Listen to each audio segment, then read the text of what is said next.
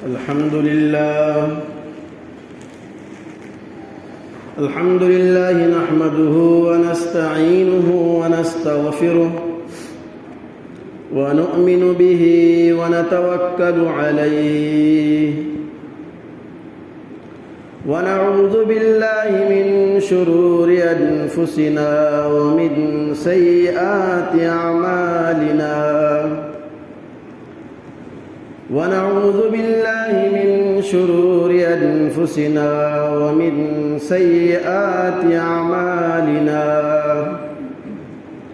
من يهده الله فلا مضل له ومن يضلله فلا هادي له ونشهد أن لا إله إلا الله وحده لا شريك له ونشهد أن سيدنا وسندنا وحبيبنا وشفيعنا ومولانا محمد وبارك وسلم أما بعد أعوذ بالله من الشيطان الرجيم بسم الله الرحمن الرحيم الحمد لله رب العالمين۔ محترم بزرگوں اور دوستو، قرآن مجید کی پہلی سورت سورہ فاتحہ کی تفسیر جاری ہے اور یہ تفسیر کا چوتھا حصہ ہے۔ سورہ فاتحہ کے فضائل ہمارے سامنے آ گئے۔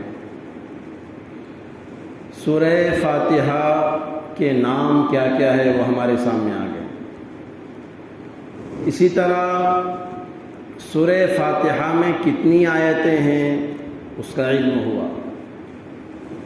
اب ہم سورہ فاتحہ کی تفسیر ہم نے گزشتہ جمعہ شروع کر دی تھی، اور پہلی آیت الحمدللہ رب العالمین پر بات چل رہی تھی۔ اس آیت کا ترجمہ ہے تمام تعریفیں اس اللہ کے لیے ہیں جو تمام جہانوں کا پالنے والا ہے۔ الحمدللہ، الحمدللہ اتنا بہترین اور اتنا اونچا کلمہ ہے، اتنا اونچا کلمہ ہے کہ لا الہ الا اللہ محمد الرسول اللہ سے بھی بڑا ہوا ہے۔ الحمدللہ کا جو لفظ ہے وہ لا الہ الا اللہ محمد الرسول اللہ سے بھی افضل ہے۔ کیوں؟ اس لیے کہ لا الہ الا اللہ محمد الرسول اللہ میں صرف توحید ہے، اور الحمدللہ رب العالمین میں اللہ کی توحید بھی ہے اور اللہ کی تعریف بھی ہے، دونوں چیزیں۔ تمام تعریفیں، دنیا میں جتنی چیزوں کی تعریف ہو رہی ہیں وہ اللہ ہی کی تعریف ہے۔ پچھلے جمعہ کو بیان کیا گیا تھا، اگر کسی نے مسجد کی تعریف کی، کیا خوبصورت مینارہ ہے، تو یہ بھی اللہ ہی کی تعریف ہے۔ کیوں اللہ کی تعریف ہے؟ کہ اس کا جو بنانے والا ہے اس کو دماغ جس نے دیا وہ اللہ ہے۔ اگر اللہ دماغ نہ دیتا تو اتنی اچھی چیز کیسے بناتا؟ تو ہر چیز کی تعریف کے پیچھے اللہ ہی کی تعریف ہے۔ اب بتاؤ، جب قابل تعریف اللہ ہے تو عبادت کس کی جائے؟ اللہ ہی کی جائے گی۔ کائنات میں اگر تعریف کسی کی ہوتی ہے تو خدا کی ذات ہے، اور جو ذات قابل تعریف ہو وہی ذات ایسی ہے جس کے سامنے سجدہ کیا جائے، جس کو رب مانا جائے، جس کو خدا مانا جائے، جس کے سامنے اپنی پیشانی رکھی جائے۔ یہ بھی کوئی خدا ہے؟ تراشنے سے پہلے پتھر، اور جب آدمی تراشتا ہے تو پھر وہ خدا بن جاتے ہیں۔ قرآن نے کہا اموات غیر احیاء، یہ تو مردے ہیں، اس میں جان نہیں ہے۔ جس میں جان نہیں وہ خدا کیسے ہو سکتا ہے؟ اپنے اوپر بیٹھی ہوئی مکھی جو اٹھا نہیں سکتا وہ خدا کیسے ہو سکتا ہے؟ اور آدمی جو ہے بتوں کی پوجا کر رہا ہے، خواہشات کی پیروی کر رہا ہے۔ تو جو چیز قابل تعریف ہے، جس کی تعریف کی جائے گی، وہی وہ ذات ہے جو خدا بننے کے لائق ہے، اور اسی کو خدا مانا جائے گا۔ اسی لیے آگے کہا گیا رب العالمین، اللہ تعالیٰ تمام جہانوں کے پالنے والے ہیں۔ رب کا مطلب کیا ہے؟ کہ دھیرے دھیرے ضرورتوں کو پورا کرتے ہوئے ہر چیز کو اس کی منزل تک پہنچا دینا۔ انسان ہے، ماں کے پیٹ میں، اللہ نے اس کی وہاں ضرورتیں پوری کی۔ جب ماں کے پیٹ سے باہر آیا، اللہ نے اس کے قبر تک کی ضرورتیں پوری کی، پھر اس کو قبر میں پہنچا دیا۔ تو دھیرے دھیرے کسی چیز کو، اس کی ضرورت کو پورا کرتے ہوئے اس کے منزل مقصود تک پہنچانا، اس کو کہتے ہیں رب۔ اور اللہ تعالیٰ دنیا میں جتنی مخلوقات ہیں ان کی ضرورتوں کو پورا کر رہے ہیں، انسان نہیں کر سکتا اس کی ضرورتوں کو۔ اور عالمین جو ہے عالم کی جمع ہے۔ عالم کا مطلب ہوتا ہے جہان، دنیا۔ جیسے کہ یہ جہان ہے، مشرق سے لے کے مغرب تک، یہاں سے لے کے شمال سے لے کے جنوب تک، یہ ایک عالم، ایک دنیا ہے۔ ایسے ابو سعید خدری رضی اللہ فرماتے ہیں اللہ تعالیٰ نے کئی ہزار عالم بنائے ہیں۔ 400 عالم زمین کے اوپر ہیں، 600 عالم زمین کے اندر ہے۔ ہم نے کیا دنیا دیکھی ہے؟ ہم تو بس کنویں کے مینڈک کی طرح آس پاس کا ہمیں نظر آ رہا ہے۔ یہ جو سائنسدان تحقیق کر رہے ہیں نا، یہ بھی آخر فضا کی حد تک نہیں پہنچے۔ یہ دنیا کیا ہے، کہاں تک ہے؟ یہ ستارہ، یہ سیارہ، یہ چاند، یہ سورج، یہ چمک دھمک، ایک ہی مخلوق انسان ہے۔ اگر ہم اس کی گنتی کرنا چاہیں تو نہیں کر سکتے۔ اگر آدمی گنتی کرنے کو بیٹھے نا، یوں کہے کہ 7 کروڑ انسان دنیا کے اندر ہے، تو یہ لکھتے لکھتے اور 1000 بچے پیدا ہو جاتے ہیں اور تعداد بڑھ جاتی ہے۔ ایک مخلوق صرف ہے انسان۔ ایسی کئی ہزار مخلوقات اللہ تعالیٰ نے دنیا میں پیدا کی۔ ان تمام کی ضرورتوں کو کون پورا کر رہا ہے؟ اللہ تعالیٰ۔ تو یہ جو عالم ہے، عالم کا مطلب ہوتا ہے ایسی چیز جس کے ذریعے کسی چیز کو پہچانا جائے۔ اللہ تعالیٰ نے عالم جو بنایا ہے نا، تو اس عالم کے ذریعے اللہ تعالیٰ کو آدمی پہچانتا ہے۔ یہ دنیا، یہ زمین، یہ آسمان، یہ سورج، یہ چاند، یہ جو ہے درختوں کا اگنا، پھولوں کا نکلنا، یہ عالم ہے۔ اس کے ذریعے اللہ تعالیٰ کو انسان پہچانتا ہے، اس کو کہتے ہیں عالم۔ جیسے کہ دکان کے سامنے بورڈ لگا ہوا ہے کہ یہاں دودھ ملتا ہے، تو بورڈ کے ذریعے آدمی پہچانتا ہے کہ یہاں دودھ کی دکان ہے۔ بورڈ لگا ہوا ہے موبائل کا، تو وہ بورڈ کے ذریعے پہچان ہوتی کہ یہاں موبائل کی دکان ہے۔ تو یہ سارا جو عالم ہے نا، یہ اللہ کی پہچان کا ذریعہ ہے۔ جب آدمی آسمان کو دیکھے گا، ایک صحابی رضی اللہ تعالیٰ عنہ، پہلے وہ صحابی نہیں تھے، نان مسلم تھے، ایسے ہی وہ چھت کے اوپر بیٹھے ہوئے تھے اور وہ آسمان میں غور و فکر کر رہے تھے، اللہ نے کیسے آسمان بنایا۔ آدمی کو جو ہے 30 بار 35 کا کام کرنا ہوتا ہے، تو اس میں کتنے بھیم اور کتنے جو ہے کالم آ جاتے ہیں، لینا ہی پڑتا ہے ستون کو۔ اور اتنا بڑا آسمان اللہ نے کیسے بنایا ہے؟ ان فی خلق السماوات والارض واختلاف الليل والنهار لآيات لأولي الألباب الذين يذكرون الله قياما وقعودا وعلى جنوبهم ويتفكرون في خلق السماوات والارض۔ یہ ایمان والے آسمان و زمین کے بنانے میں غور و فکر کرتے ہیں کہ اللہ نے کیسے بنایا اس آسمان۔ تو ایسے جو ہے سوچ رہے تھے اللہ نے کیسے بنایا آسمان، اور پھر کہنے لگے واقعتاً خدا آپ ہی ہے، اللہ آپ ہی ہے، اور آپ ہی نے یہ ساری چیزیں بنائی ہیں، اے اللہ تو مجھے معاف کر دے۔ اللہ نے ان کی مغفرت کی۔ تو آسمان اللہ نے اس لیے بنایا کہ اس کے ذریعے ہم اللہ کو پہچانیں، اللہ تک پہنچیں، اللہ کی معرفت حاصل کریں۔ افسوس ہے دنیا میں ایسے بھی لوگ ہیں جو اللہ کا انکار کرتے ہیں، خدا کا انکار کر بیٹھتے ہیں کہ بھئی اللہ نہیں ہے، حالانکہ یہ ساری چیزیں بتا رہی ہیں کہ اللہ ہے، کسی کے چلائے بغیر یہ چل نہیں سکتا۔ عرب کا ایک دیہاتی تھا، اس کو کسی نے پوچھا بھئی تم نے اللہ کو کیسے پہچانا؟ وہ اونٹ چلا رہا تھا، تو پوچھا کہ بھئی تم نے اللہ کو کیسے پہچانا؟ تو اللہ کو ایک مانتا ہے؟ کہا کہ اللہ کو ایک مانتا ہوں۔ کہ تو کیسے اللہ کو ایک مانتا ہے؟ تو کہنے لگا ان البعرۃ لیدل علی البعیر وان آثار القدم لتدل علی المسیر والسماء ذات ابراج والارض ذات فجاج الا يدل على ذلك اللطیف الخبیر۔ اتنے بہترین جملے اس نے نقل فرمائے۔ یہ جو حکایت ہے نا، تفسیر روح المعانی میں علامہ محمود آلوسی بغدادی رحمۃ اللہ تعالی نے نقل فرمائی۔ آلوسی بغدادی کون ہے معلوم ہے؟ علامہ محمود آلوسی بغدادی رحمۃ اللہ علیہ وہ شخصیت ہیں جنہوں نے قرآن مجید کی تفسیر 25 پارٹ میں لکھی ہے، 25 حصے، 25 جلد،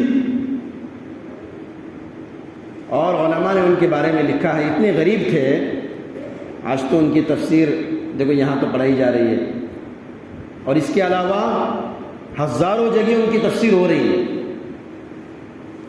لیکن وہ بیچارے اتنے غریب تھے کہ ان کے پاس گھر میں چراغ بھی نہیں تھا قرآن مجید کی تفسیر لکھنے کے واسطے، تو انہوں نے چاند کی روشنی میں یہ تفسیر لکھی۔ رات میں جب چاند نکلتا تھا تو وہ باہر نکلتے تھے اور چاند کی روشنی میں قرآن مجید کی تفسیر لکھتے تھے، اور ایک نہیں دو نہیں، ایسی انہوں نے 25 پارٹ میں تفسیر لکھی ہیں۔ دیکھو رات کے اندھیرے میں وہ تفسیر لکھ رہے تھے اور کتابوں کا مطالعہ کر رہے تھے، ہم کو تو دن کے اجالے میں اور اتنی لائٹنگ کے اندر بھی جو ہے قرآن مجید پڑھنا نہیں ہوتا ہے۔ علامہ محمود آلوسی بغدادی بہت بڑے مفسر ہیں، تو انہوں نے کہا ایک شخص عربی دیہاتی، اس سے کسی نے پوچھا کہ بھائی تم نے اللہ کو کیسے پہچانا؟ تو اللہ کو ایک مانتا ہے؟ کہا کہ ہاں۔ کہنے لگے بھائی اللہ کو کیسے مانتے ہو؟ تو اس نے جو بات کہی ان البعرۃ لیدل علی البعیر، اونٹ کی لید، اونٹ کی مینگنی، اونٹ کا گوبر پتہ دیتا ہے کہ یہاں سے اونٹ گزرا ہے۔ بکریاں جب یہاں جہاں سے گزرتی ہیں اس کی مینگنی، اس کی لید، اس کا گوبر پتہ دیتی ہے کہ یہاں سے بکریاں گزر گئی ہیں۔ پتہ چلتا کہ نہیں چلتا ہے؟ کہیں مینگنیاں پڑی ہوئی ہیں تو آدمی سمجھتا ہے کہ یہاں سے بکریاں گئی ہوئی ہیں، کہیں اونٹ کی مینگنی پڑی ہے تو آدمی سمجھتا ہے کہ یہاں سے اونٹ گیا ہوا ہے۔ وَإِنَّ آثَارَ الْقَدَمِ لَتَدُلُّ عَلَى الْمَسِيرِ، قدم کے نشان چور کا پتہ دیتے ہیں۔ جب آدمی باہر نکلا، کھڑکڑ کی آواز آئی کہ کون آیا تھا اچانک، تو ادھر دیکھ رہے ادھر دیکھ رہے، تو کوئی کہتے ہیں نہیں نہیں چلنے کے نشان ادھر ہے، ادھر چلو۔ اس کے پیر کے نشان بتا رہے ادھر گیا ہوا ہے، تو قدم کے نشان پتہ دیتے ہیں یہاں سے کوئی چور گزرا ہے۔ وَالسَّمَاءُ ذَاتَ أَبْرَاجٍ، اور یہ برجوں والا آسمان، وَالْأَرْضُ ذَاتَ فِجَاجٍ، اور یہ زمین، اور فرمایا کہ یہ ٹھاٹے مارتا سمندر۔ الا يدل على ذلك اللطیف الخبیر، کیا یہ اللہ کی طرف نشاندہی نہیں کر رہے ہیں کہ کوئی بنانے والا ہے اس کا؟ جب آدمی اونٹ کی مینگنیوں سے اونٹ کا پتہ لیتا ہے، بکریوں کے لید اور گوبر سے بکریوں کا پتہ لیتا ہے، اور پیر کے نشان سے پتہ چلتا ہے کہ چور گزرا ہے، یہ اتنا بڑا آسمان برجوں والا، یہ چوڑی چکلی زمین، اور یہ ٹھاٹے مارتا سمندر، یہ سارا کا سارا کسی کی گواہی نہیں دے رہا کہ اس کو کوئی بنانے والا ہے، یہ خود بخود بن گیا۔ یہ آسمان کسی نے نہیں بنایا۔ والسماء بنيناها بأيد وإنا لموسعون والأرض فرشناها فنعم الماهدون، یہ آسمان ہم نے بنایا ہے، یہ زمین ہم نے بنائی ہے، تو یہ ساری چیزیں اللہ کی دیہاتی ہے، ان پڑھ کہہ رہے ہیں، یہ سب بتا ہی نہیں دے رہا ہے، یہ کسی کی گواہی نہیں دے رہا ہے۔ آدمی ڈاکٹر ہے، انجینئر ہے، اور ایک ڈاکٹر آدمی کی باڈی کے اندر جتنے پارٹس ہیں وہ سب کو پہچانتا ہے، اس کا علاج کرتا ہے۔ ہارٹ اٹیک ہو گیا، اس کا علاج کر رہا ہے، دماغ کا پرابلم ہو گیا، اس کا علاج کر رہا ہے، پیر کا پرابلم ہو گیا، اس کا علاج کر۔ تو ایک ڈاکٹر ایک انسان کے باڈی کے اندر جتنے پارٹس ہیں اس کو پہچانتا بھی، اس کا علاج کرتا ہے۔ لیکن افسوس ہے کہ اتنا بڑا ڈاکٹر اور اتنا ذہین فطین جو انسان کے باڈی کا علاج کرے ایک ایک حصے کا، وہ اللہ کو نہیں پہچانتا۔ ایک انسان کے باڈی کے اندر کے سب اس کو پارٹس معلوم ہیں اور اس کا علاج بھی کرتا ہے، لیکن اس پارٹس کو جس نے بنایا، جس کو رب نے بنایا، جس خدا نے بنایا، اس کی کوئی پہچان نہیں، اس کا انکار کرتا ہے۔ یہ ہے عالم، اس کے ذریعے پہچانا جائے۔ حضرت امام راضی رحمۃ اللہ علیہ نے تفسیر کبیر کے اندر امام ابو حنیفہ رحمۃ اللہ تعالی علیہ سے کسی نے سوال کیا کہ بھئی اللہ ایک ہے، اللہ کو مانتے ہو، اللہ کو پہچان؟ تو کہا کہ ہاں۔ کہنے لگے لوگ اللہ دکھتا ہی نہیں ہے تو کہاں سے ماننا ہے اس کو؟ تو کہنے لگے تھوڑا ٹھہرو، ابھی اصل میں اپنے مائنڈ کے اندر دماغ میں ایک بات سوچ رہا ہوں۔ چند لوگوں نے مجھے ایک سوال کیا ہے اور ایک بات پوچھی ہے۔ میں کیا سوال کیا ہے؟ کہ وہ لوگوں نے ایسے سوال کیا، ایک سمندر ہے اور اس کے اندر جو ہے بڑا جہاز ہے، بڑا سمندر، اور اس میں بڑا اسٹیمر، بڑا جہاز، اور وہ جہاز کے اندر تجارتی سامان لدا ہوا ہے اور اربوں خربوں کا اس میں سامان ہے، اور وہ جہاز خود بخود چل رہا ہے اور موجیں آ رہی ہیں، ٹھاٹے مارتا سمندر ہے، وہ جہاز کسی کے چلائے بغیر خود بخود چلتا ہے، پھر جو ہے موجوں کو ٹکراتا ہے، چیرتا پھاڑتا ہوا موجوں کو نکلتا ہے اور آگے جاتا ہے اور اپنے مقام پر بھی پہنچتا ہے۔ لوگ کہنے لگے یہ امام اعظم ابو حنیفہ ہے، کیسی بات کر رہے ہیں؟ ایک اتنا بڑا جہاز، اس کے اندر تجارتی سامان لدا ہوا اور اس کو کوئی چلانے والا نہیں، اور ٹھاٹے مارتا سمندر ہے، وہ جو ہے موجوں کو چیرتا ہوا اپنی منزل مقصود پر پہنچ جاتا ہے۔ لیکن نہیں ہو سکتا، کسی کے چلائے بغیر بھی اتنا بڑا جہاز چلتا ہوگا؟ ہمارے یہاں تو سائیکل بھی نہیں چلتی ہے، اتنا بڑا جہاز کہاں سے چلے گا؟ تو امام اعظم کہنے لگے افسوس ہے تمہارے اوپر، ایک جہاز وہ کسی کے چلائے بغیر نہیں چل سکتا، اور تم جو ہے تعجب کرتے ہو کیسے چل رہا ہے؟ تو کہنے لگے اتنا بڑا آسمان، اتنی بڑی زمین اور اتنا بڑا سمندر اور 18,000 مخلوقات کسی کے چلائے بغیر یوں ہی چل رہی ہے؟ کوئی نہ کوئی تو اس کو پالنے والا ہوگا، کوئی نہ کوئی تو خدا ہوگا، کوئی نہ کوئی رب ہوگا۔ ایک دہریہ تھا، دہریہ کمیونسٹ جس کو کہتے ہیں نا، خدا کا انکار کرنے والا، ہمیشہ وہ یہی اعتراض کرتا تھا، اللہ کے اوپر اعتراض کرنا کہ میں اللہ کو نہیں مانتا ہوں، اور وہ ہر چیز میں کیڑے نکالنا۔ وہ جا رہا تھا، اس نے دیکھا تربوز کی بیل، تو فوراً دماغ میں گھوم گیا۔ میں کیا گھوم گیا؟ کہ بھئی یار یہ اتنی پتلی سی بیل ہے اور اس کے اوپر تربوز اتنے بڑے بڑے، ایسا کیسے ہو گیا؟ دماغ میں ایک سوال آ گیا کہ کیسے بنایا؟ بنانے والے خدا کو تو مانتا ہی نہیں، کہ چلو اللہ کو مانتا ہے تو اللہ ایسا کیسے بنا رہے؟ اتنی پتلی سی بیل اور بڑے بڑے تربوز، جان چھوٹی کام بڑا، ایسے کیسے ہو گیا؟ دماغ میں سوال آ گیا۔ پھر آگے چلا اور آم کا درخت نظر آیا، تو وہ چھاؤ تھی اس کے نیچے، تھوڑی دیر لیٹ گیا اور دماغ میں سوچتا ہے ارے یار اتنا بڑا جھاڑ ہے، اتنا بڑا پیڑ ہے، آم چھوٹے چھوٹے، ایسا کیوں؟ اللہ کے اوپر اعتراض، ایسا کیوں کیا اللہ نے؟ آم اتنا بڑا، اس کے اوپر تو پھل بھی اتنے بڑے ہونے چاہیے تھے۔ ایسے وہ لیٹا ہوا تھا نا اس کے نیچے، تو آم کا جو درخت، آم جو تھا نا وہ گر گیا اور اس کی کن پٹی میں لگا، اور وہ پھر وہ کھجا رہا ہے اور وہ تکلیف سے مر رہا ہے۔ کہنے لگا واقعتاً اللہ آپ ہی کر کے، اگر یہاں تربوز ہوتا تو میرا بھیجا نکل جاتا، آپ نے صحیح کیا۔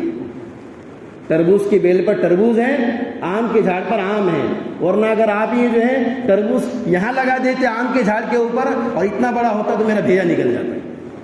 اور اللہ کو اقرار کرنے لگا کہ بھئی اللہ آپ ہی ہیں، اب تک میں انکار کرتا تھا لیکن اب میں تجھے مانتا ہوں، اب میں آپ کا انکار نہیں کرتا۔ الحمدللہ رب العالمین، تمام تعریفیں اس اللہ کے لیے ہیں جو تمام جہانوں کا پالنے والا ہے۔ الرحمن الرحیم، بڑا مہربان ہے، نہایت رحم کرنے والا ہے۔ دونوں کے معنی ایک ہی ہیں، الرحمن کے معنی میں بھی رحم کرنے والا، الرحیم کے معنی میں بھی رحم کرنے والا، لیکن دونوں میں تھوڑا سا فرق ہے۔ رحمان کہتے ہیں عام الرحمہ، رحیم کہتے ہیں تام الرحمہ۔ رحمان کا ظہور دنیا میں ہوگا، رحیم کا ظہور آخرت میں ہوگا۔ اب دیکھیے عام الرحمہ کس کو کہتے ہیں؟ رحمان کہتے ہیں ہر ایک پر رحم کرنے والا، اپنا ہو پرایا ہو، اللہ کی عبادت کرنے والا ہو انکار کرنے والا ہو، مومن ہو کافر ہو، ہر ایک پر رحم کرنے والا۔ یہ رحمان نہیں ہو سکتا ہے، انسان نہیں ہو سکتا۔ انسان ہر ایک پر رحم کر سکتا ہے، انسان رحیم ہو سکتا ہے، رحمان نہیں ہو سکتا ہے۔ رحیم کہتے ہیں تام الرحمہ کو، مکمل طور پر ایک آدمی پر رحم کرنا، ایک چیز پر رحم کرنا۔ مثال کے طور پر لیجیے 10 کروڑ روپی آپ کے پاس، ایک مثال رحمان رحیم کو سمجھنے کے واسطے، آپ کے پاس 10 کروڑ روپے ہیں، تو آپ سب کو نہیں دے سکتے ہیں، دنیا میں ہر ایک کو 10 کروڑ روپے دے سکتے ہیں؟ نہیں دے سکتے۔ ہاں آپ اپنے سگے بیٹے کو اکیلے کو 10 کروڑ روپے دے سکتے ہیں، دے سکتے کہ نہیں دے سکتے؟ آپ رحیم ہوئے، ایک کو دیے آپ نے، لیکن اللہ کی وہ ذات ہے جو ہر ایک کو دیتی ہے، ہر ایک پر رحم کرتے ہیں۔ ایک انسان ہے، ہر ایک پر وہ رحم نہیں کر سکتا ہے، وہ اپنے بیٹے پر رحم کرے گا، اپنی بیوی پر رحم کرے گا اور مکمل رحم کرے گا، تمام پر رحم نہیں کر سکتا۔ ہر ایک پر رحم کرنا، ہر ایک کو کھلانا، چاہے مانے نہ مانے۔ اب دیکھو سورج نکل رہا ہے، روشنی ہے، کوئی یوں کہے کہ ہم مسلمانوں کے واسطے سورج کہ اللہ ہمارا ہے کر، ایسا ہے؟ ہر ایک کے لیے سورج ہے، اللہ ہر ایک کو سورج کی روشنی پہنچا رہا ہے۔ روزی دینے کی ذمہ داری اللہ نے ہر ایک کے لیے لے رکھی، مسلمانوں کو بھی اللہ کھلا رہا ہے، کافروں کو بھی اللہ کھلا رہا ہے، جانوروں کو بھی اللہ کھلا۔ تو یہ ہے رحمان، ہر ایک پر رحم کرنے والا، ہر ایک کو کھلانے والا۔ اور رحیم کہتے ہیں ایک کمیونٹی پر اور ایک شعبے پر اللہ تعالیٰ رحم کرے، اور اس کا ظہور آخرت میں ہونے والا ہے۔ آخرت میں صرف اللہ تعالیٰ فرما برداروں کو بخشیں گے، ہر ایک پر رحم نہیں کریں گے۔ آخرت میں رحم کس پر ہوگا؟ صرف فرما برداروں۔ ان اللہ لا یغفر ان یشرک بہ ویغفر ما دون ذلک لمن یشاء، کہ اللہ تعالیٰ صرف ایمان والوں کی مغفرت کریں گے، اس کے علاوہ اللہ کسی کی مغفرت نہیں کریں گے۔ ارے بات سمجھ میں؟ اب دیکھو آخرت کے اعتبار سے رحیم ٹھہرے، دنیا کے اعتبار سے رحمان، ہر ایک پر رحم، لیکن آخرت میں جب بات آئے گی صرف فرما برداروں پر رحم۔ ایسا کیوں کریں گے اللہ؟ اب بتاؤ، تم یوں کہو کہ بھئی اللہ تعالیٰ ہر ایک پر آخرت میں کیوں رحم نہیں کر رہے ہیں؟ اس کا جواب یہ ہے اگر اللہ تعالیٰ آخرت میں ہر ایک پر رحم کریں گے اور ہر ایک کو جنت میں ڈالیں گے تو پھر ظالم اور مظلوم کا فرق تو نہ رہا، فرما بردار اور نافرمان کا فرق تو نہ رہا، نماز پڑھنے والے کا اور نماز نہ پڑھنے والے کا فرق تو نہ رہا۔ اگر اللہ تعالیٰ سب کو ہی آخرت میں معاف فرما دے تو بیچارے کا جس نے زندگی بھر آنکھ اٹھا کر بے حیائی نہیں کی، جس نے زندگی بھر تہجد کی نماز پڑھی اور جس نے نافرمانی، وہ تو ایک صف میں کھڑے رہ گئے، یہ تو ناانصافی ہوئی۔ وما ربک بظلام للعبید، تمہارا رب اپنے بندوں پر ظلم کرنے والا۔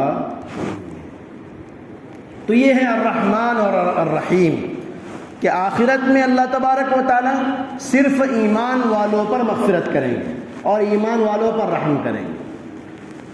تو یہ ہوئی دوسری آیت۔ تیسری آیت ہے مالک یوم الدین۔ ترجمہ یہ ہے روز جزا کا مالک اللہ ہے۔ دین کا مطلب ہوتا ہے بدلہ، دین کا مطلب بدلہ، اور یوم کا مطلب ہوتا ہے دن۔ بدلے کا دن کا مالک اللہ ہے۔ دیکھو دنیا میں اللہ تبارک و تعالیٰ نے جو ہمیں پیدا کیا نا، ہمارا عقیدہ ہے ایک دن مرنا ہے، اور جب سب مر جائیں گے، ایک دن سب مر جائیں گے، ہر ایک کو موت آئے گی، اس کے بعد اللہ تعالیٰ اسرافیل کو سور پھونکنے کا حکم دیں گے، اور جب دوسرا سور پھونکا جائے گا، پہلے سور میں تو سب مر جائیں گے، کوئی چیز باقی نہیں رہے گی، یہاں تک کہ جتنے فرشتے ہیں وہ فرشتوں کو بھی اللہ تعالیٰ ختم کر دے گا۔ فرشتوں کے سردار جبریل امین کو بھی موت آ جائے گی۔ اس کے بعد پھر اللہ تعالیٰ اسرافیل کو دوسرا سور پھونکنے کا حکم دیں گے۔ جب دوسرا سور پھونکا جائے گا تو یہ جتنے انسان ہیں نا، ساروں کو اللہ زندہ کرے گا، اور ساری مخلوق زندہ ہوگی۔ ہمارا یہ عقیدہ ہے، مر کے ختم نہیں ہونا ہے۔ یہ ہمارے دوسرے بھائیوں کا عقیدہ ہے کہ ایک آدمی مر گیا ختم، اب اس کا آگے کچھ نہیں ہے کر کے۔ ہمارا عقیدہ ایسا نہیں ہے، ہمارا عقیدہ ہے مر کر دوبارہ زندہ ہونا ہے۔ اس لیے حدیث میں ہے ایک آدمی جب مرتا ہے تو فرشتہ اس کی روح نکالنے کے لیے گھر میں آتا ہے، اس کی روح نکال کر ایسے کھڑے ہو جاتا ہے، اور اس کے رشتہ دار دیکھنے کے لیے آتے ہیں، غسل کراتے ہیں، کفن پہناتے ہیں، تو یہ روح، اس کا جی، بدن میں جو روح اور جی ہوتا ہے وہ فرشتے کے قبضے میں، کنٹرول میں ہوتا ہے۔ آدھا گھنٹہ، 2 گھنٹے، 3 گھنٹے، 4 گھنٹے، بہت بمبئی سے آنے والے رہے تو 24 گھنٹے تک وہ روح فرشتے کے ہاتھ میں رہتی ہے، اور پھر جو ہے یہ قبر کے حوالے کر دیتے۔ جیسے قبر کے حوالے وہ میت ہو جاتی ہے، وہ فرشتہ روح اس کے اندر ڈال دیتا ہے۔ آ رہی بات سمجھ؟ یہ فرشتہ روح اس کے اندر ڈال دیتا ہے۔ تو ہمارا عقیدہ کیا ہے؟ مر کر دوبارہ زندہ ہونا ہے، مر کر ختم نہیں ہونا ہے۔ اب اس کے بعد دوسری زندگی شروع ہو رہی ہے۔ اب جب دوسری زندگی شروع ہوگی نا، پھر اللہ تعالیٰ حساب لیں گے، کتاب لیں گے، اور حساب کتاب سب کا ہوگا، لیکن جزا سزا کا جہان جو ہے صرف جنات اور مسلمانوں کے لیے۔ قیامت کے دن جو اللہ حساب لیں گے نا، مالک یوم الدین، بدلے کا دن، جزا سزا کا دن، تو اللہ حساب لینے والے جنات اور انسان کا حساب ہوگا، اور ان کے حساب کتاب کے بعد ان کے اعمال کے اعتبار سے اللہ تعالیٰ ان کو جو ہے، اگر اعمال اچھے ہیں تو جنت میں ڈالیں گے، اگر اعمال خراب ہے تو جہنم میں ڈالیں گے۔ رہا دوسری جو چیزیں ہیں، اب جانور ہیں، اس کے علاوہ اور بھی دنیا میں چیزیں، ان کو بھی تو اللہ دوبارہ زندہ کریں گے، تو بھی تھوڑا تھوڑا اللہ تعالیٰ حساب کتاب لیں گے، اور یہ کونو ترابا، مٹی ہو جاؤ۔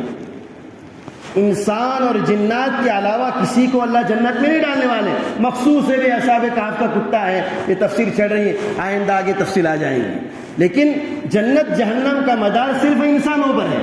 باقی جتنی چیزیں ہیں اللہ ان کو پیدا تو کریں گے، لیکن حکم ہوگا کونو ترابا، اب مٹی ہو جاؤ۔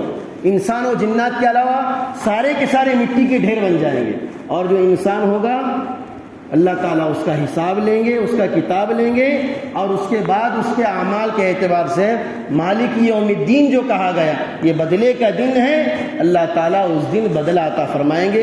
یہ آیت کی شروع کی تفسیر ہمارے سامنے آ گئی، آئندہ جمعہ کو انشاءاللہ اس آیت پر مکمل بات ہوگی۔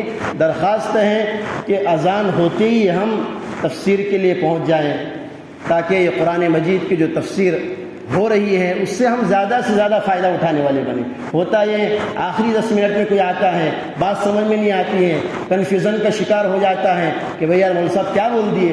اگر آپ شروع سے ہوتے تو پوری بات سمجھ میں آ جاتی ہے، آخری 5 منٹ میں کیا بات سمجھ میں آ جائیں گی۔ تو تفسیر سننے کے لیے وقت نکالیے، انشاءاللہ بار بار سننے سے اللہ ہدایت عطا فرمائے گا۔ وآخر دعوانا الحمدللہ رب العالمین۔ جن حضرات کی سنت باقی ہیں سنت